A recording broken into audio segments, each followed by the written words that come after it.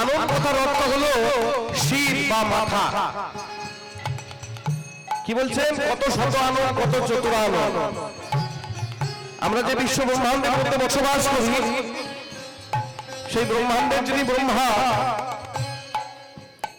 আমাদের যিনি ব্রহ্মা, তার কয়েকটি মাথা গো? আস্তে আস্তে চলো।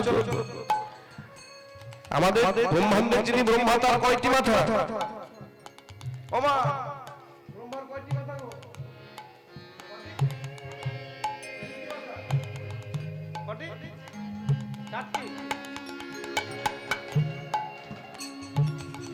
ছিল 5টি, ভোলানাথ একটা উড়িয়ে দিয়েছেন ত্রিশূল দিয়ে।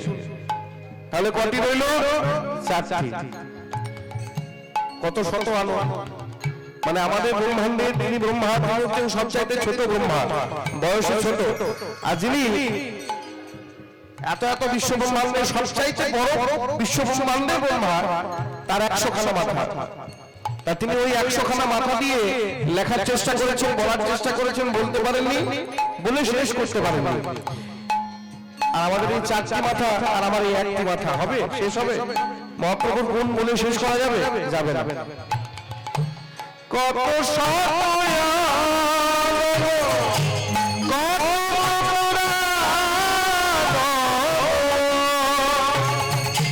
কত